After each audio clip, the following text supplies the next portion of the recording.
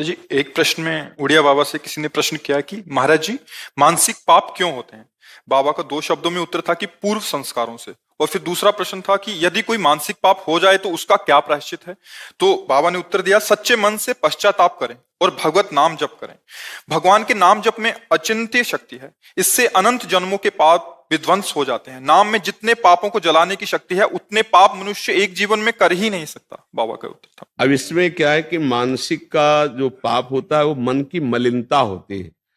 जैसे भक्तों का मन भगवान का ही चिंतन करेगा, उनके रूप की, उनकी लीला की, उनके नाम की, उनकी बातों का।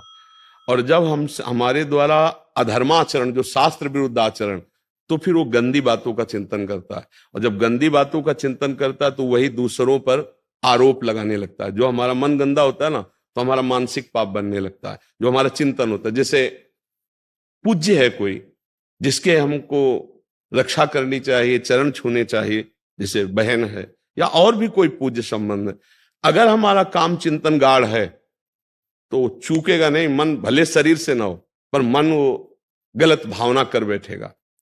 ऐसे ही बहुत लाखों मानसिक पाप होते हैं। आप देखो ना, जिस मन में भजन नहीं होता वो करता क्या है?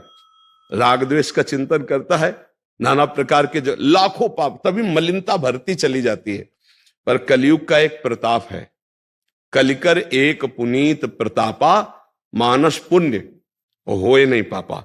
अगर मानसिक पाप का दंड मिलता तो हमारी दुर्गति पक्की थी। पर कलयुग में चूंकि मलिन हृदय अधिक होंगे, इसलिए सिद्धांत बना दिया गया कि जब तक शरीर से पाप नहीं होगा तब तक मानसिक पाप का दंड उसे नहीं दिया जाएगा। अगर कहीं मानसिक पाप का दंड होता तो बहुत बड़ा लगता। तो हमारे मानसिक पाप बने ही ना, क्योंकि मानसिक चिंतन कलयुगी प्राणी उसे रोक नहीं सकता, क्रिया में उतार देगा, क्योंकि उसमें क्षमता नहीं है। इसलिए अगर मानसिक चिंतन रुक जाए, जैसे मन ने हमारे कुछ गलत सोचा, अब हमारी क्षमता नहीं कि उसकी सोच को मिटा दे, हमको गलत करना पड़ेगा। वो हमको विवश कर देगा, वो हमें पागल बना देगा। कोआ मदांधो मदना तुरुआ, जहां कामना प्रबल हुई तो आदमी पागल हो जाता है। बाद में वो खुद सोचता है, ग्लानि करता है कि यार मुझे नहीं करना चाहिए, ऐसा क्यों हो गया। वो जो कामना जागृत हुई, अब वो कामना संकल्प बन गई तो क्रिया करा के रहेगी। अगर केवल स्फुरणा हुई, शांत हो गई तो बच गए। तो स्फुरणा ही ना हो, इसके लिए कोई उपाय? तो बाबा कह रहे नाम जप। भगवान के नाम जप से सारी मानसिक मलिनता भस्म हो जाएगी। वही चिल्ला चिल्ला के कहते कि राधा राधा राधा राधा हर समय रटते रहो, बच जाओगे। जो मानसिक पाप हैं, जो शारीरिक क्रियाओं में परिणित हो जाते हैं, उनको हम वहां उदय ही ना होने दें, उनका संकल्प ही ना बनने दें। तो राधा राधा राधा राधा हम नाम जप करते रहे। और सच्ची बात, कभी कामनाओं की पूर्ति नहीं होती, कभी नहीं हुई। देखो आप लोग इतनी अवस्था के हो, हर सुख देखे हो गृहस्थी के, क्या मन शांत हो गया? क्या तृप्त हो गया? बस वही चाल उसकी है जो बचपन में थी, वही आज है। देखो ईमानदारी से देखो, अगर रुका है तो भजन से रुका है, दूसरा कोई उपाय नहीं। नहीं तो पूरा जीवन हमारा ऐसे खोखला हो जाएगा, नष्ट हो जाएगा। और ये भोग ले, ये देख ले, ये सूंघ ले, ये छू ले, ये खा ले, इसी में जीवन चला जाता है। चलो, जैसी भी परिस्थितियों पर राधा राधा तो बोलते रहो। नहीं संभाल पा रहे हो, राधा राधा बोलते रहोगे, सब संभल जाएगा। नाम जप में बड़ी सामर्थ्य है भगवान का। और एक बात बाबा कह रहे हैं कि तुम चिंता ना करो, अगर आगे पाप तुमसे ना बने, ऐसा तुम भजन कर लो, ऐसा अपना आचरण सुधार लो, तो कह रहे तुम्हारे सारे पाप नष्ट हो जाएंगे। इतने पाप तुम कर ही नहीं सकते जितने नाम में पाप नाश की सामर्थ्य है। महाराज जी, एक इसमें बाबा कह रहे हैं कि नाम जप में अचिंत्य शक्ति है। अचिंत्य का तात्पर्य होता तुम सोच भी नहीं सकते कि उसमें कितनी सामर्थ्य है। अरे जब भगवान को अधीन कर लेता है नाम जपक, तो और तो बात है। सुमीर पवन सुत पावन नामू, अपने बस करी राखे रामू। भगवान को अधीन कर लिया तो और शक्ति की क्या बात। और भगवान भी नाम की महिमा को नहीं पूर्ण रूप से गाए। वो कहूं कहां लगी नाम बढ़ाई, और राम न सके नाम गुण गाई। इसलिए अचिंत शक्ति। स्वयं भगवान वर्णन करना चाहे तो वो नाम की महिमा का वर्णन नहीं कर सकते। नाम जापक भगवान अजित को अपने अधीन कर लेता है, तो अचिंत शक्ति नाम की है कि आप सोच भी नहीं सकते कि नाम जप से क्या क्या हो सकता है। इसलिए निरंतर नाम जप का जो अभ्यास है वो ही अचिंत शक्ति को जागृत करता है। थोड़ा बारा तो लगभग जो थोड़ा सात्विक है वो तो जपते हैं, करते हैं, पर बात बनेगी निरंतरता में। कोई श्वास टूटे ना, छूटे ना नाम में। राधा राधा राधा राधा राधा राधा। जब श्वास ऊपर जाए तो राधा, श्वास नीचे आए, श्वास श्वास नाम जपे तो दुविधा रहा न कोई, अर्थात निश्चित भगवत प्राप्ति हो जाएगी। और ये कलयुग है, इसमें और साधन नहीं होने वाले, पक्का। ये कलिकाल मलायतन, मन कर देख विचार, श्री रघुनाथ नाम बिन नाहि नान आधार। जो नाम जप नहीं कर रहे हैं तो अन्य कोई साधन इतने प्रबल कलयुग में सिद्ध नहीं हो जाते कि वो भगवत प्राप्ति करा दे। इसलिए नाम जप, जैसे यज्ञ है भगवान की प्राप्ति का उपाय है। बताओ, पहले राक्षस लोग यज्ञ को नष्ट करने के लिए हड्डी या मांस डाल देते, थोड़ा वो भ्रष्ट हो गई यज्ञ।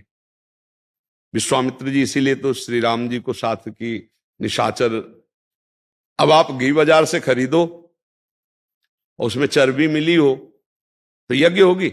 होगी नहीं। सामग्री कहां से आएगी? यज्ञ सामग्री, जौ धान्य आदि जो पवित्र चाहिए। अब केमिकल डाले जाते हैं अनाज प्रकट करने में, वो पवित्र थोड़ी माने जाते हैं।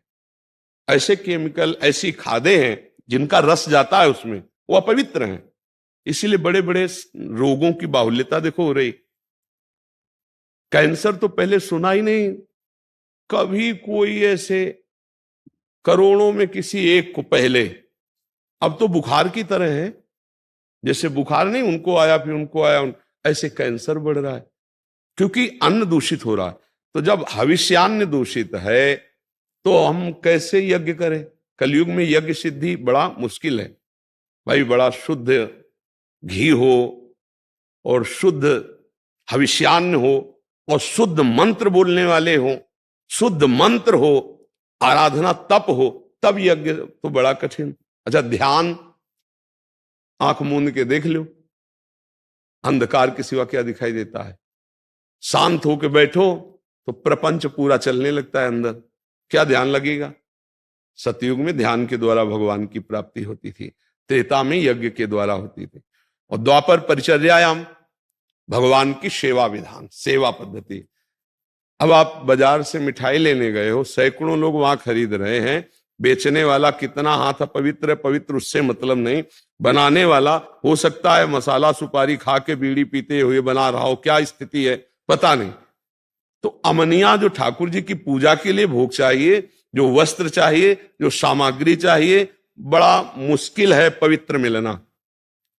अब लघु शंका करके दुकानदार आया, अब हाथ धो के आचमन करके ये प्राय खड़े खड़े लघु शंका की और आके फिर तो अपवित्रता अगर वस्तुओं की है तो हम कैसे ठाकुर को सेवा करके रिझा ले? पवित्र पदार्थ, दूध ले रहे हैं हम और उसमें केमिकल्स का बना हुआ है, पनीर ले रहे हैं, कौन सा भोग लगावे? हर घर में गाय तो नहीं पाली जा रही, तो सेवा पद्धति ठाकुर की कैसे होगी? गाय के दुग्ध से स्नान कराया, गाय के घी से बने हुए पकवान सुंदर भोग लगाए, भगवान की आरती उतार, कहां है? कोई बिरले ही नहीं। तो अब कहां सेवा भाव कि हर घर में 2-4 गाय हैं और उनको अब तो आधुनिकता, ट्रैक्टर का जमाना, तो हम भगवत सेवा के बल से भगवान को प्राप्त कर ले, ये भी बड़ा कठिन हो गया। ये द्वापर में था, द्वापर में परिचर्यायाम। अब एक उपाय रह गया है, कलौ तद्धरि कीर्तनात्, भगवान के नाम का जप और कीर्तन यही मंगल करेगा। इसमें अपवित्र पवित्रो वा सर्वावस्थांगतो पिवा या स्मृत पुंडरीकाक्षम स्वायाभ्यंतरा शुचि, चाहे भीतर से चाहे बाहर से, दोनों जगह से तुम परम पवित्र हो जाओगे यदि नाम चल रहा है। कृष्ण कृष्ण श्याम श्याम, राधा राधा, राम राम। जो भगवान का नाम प्रिय लगे, जो गुरुदेव ने दिया हो, खूब नाम जप करो, इसी से परम मंगल हो जाएगा। अचिंत शक्ति नाम में विराजमान, मतलब तुम सोच नहीं सकते, करतुम अकर्तुम अन्यथा करतुम, सर्व समर्थ भगवान का नाम है, बस जपने लगो। जैसे गरीब आदमी 1-1 रुपया जोड़ता है, ऐसे राधा राधा राधा राधा राधा राधा, चाहे नहाए हो या ना नहाए हो, अपवित्र अपवित्र हुआ, शौच में बैठे तो भी अंदर अंदर जप रहे राधा राधा राधा। मतलब शौच में दिल फेल हो जाए तो क्या करो? तो शौच में भी हमें अलर्ट रहना है। शौचालय में गए राधा राधा। नाम के लिए कोई निषेध नहीं, मंत्र के लिए निषेध, मंत्र नहीं जप सकते, नाम को कहीं भी जप सकते हो। अपवित्रा पवित्र हुआ, चाहे पवित्र हो चाहे पवित्र हो, तो खूब नाम जप करे तो शारीरिक मानसिक सब पापों से मुक्ति मिल जाती है और भगवान हमें अपनी शरण में ले लेते हैं। हमारा आवागमन जो जन्म मरण का चक्र है इससे छुटा देते हैं।